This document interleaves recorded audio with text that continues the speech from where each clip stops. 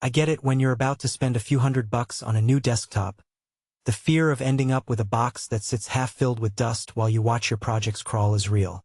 You've probably scrolled through a dozen listings, compared cores and clock speeds, and wondered whether a workstation is really worth the extra price tag compared to a regular gaming PC. Link is in the description if you want to check the product details on Amazon. Let's walk through what the Dell Precision 30003660 actually brings to a home office or small studio, and see if it's the kind of machine that will earn your money or just take up space. First off, the Precision badge tells you this isn't just a generic tower. It's positioned as a workstation built for creators, engineers, and anyone who needs to juggle heavy software without the system screaming for a break. The heart of the 3660 is the 13th Gen Intel Core i5-13500, a 14-core chip that splits into 6 performance cores and 8 efficiency cores. On paper that looks like a lot, and in practice it means you can have Photoshop, Autodesk Inventor, and a couple of virtual machines open at the same time without the dreaded not responding pop-up. In my own test, I ran a full 4K video render in Adobe Premiere while a CAD assembly was loading in the background, and the system held steady at around 2.5 GHz on the performance cores, never dipping into the lower ranges that would throttle a lower-end CPU. Memory is another area where the Precision 3000 shows its intent.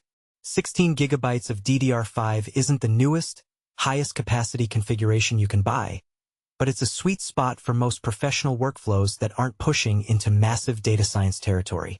I loaded a 30-track session in Pro Tools, added a handful of VST plugins, and still had enough headroom to run a web browser with dozens of tabs. The DDR5 speed gives a subtle boost when you're moving large files around, especially when the SSD starts to fill up, but if you regularly edit raw 8K footage, you'll probably want to upgrade to 32 GB down the road. Speaking of storage, the 512 GB NVMe SSD is fast enough that the operating system boots in under 15 seconds and most applications launch instantly.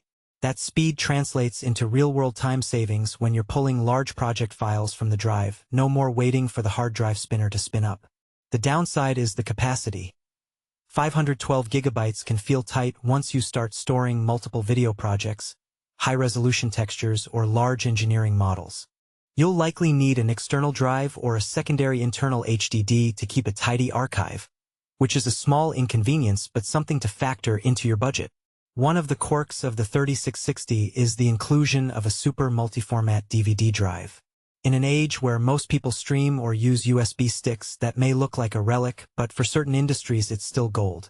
If you work with legacy media, think medical imaging archives on CD, training videos on DVD, or software installations that still rely on optical media, having that drive built in saves you from buying a separate external unit. For most home users, it's a feature you'll never touch, so it's essentially dead weight in terms of cost versus utility. Connectivity is straightforward and reliable.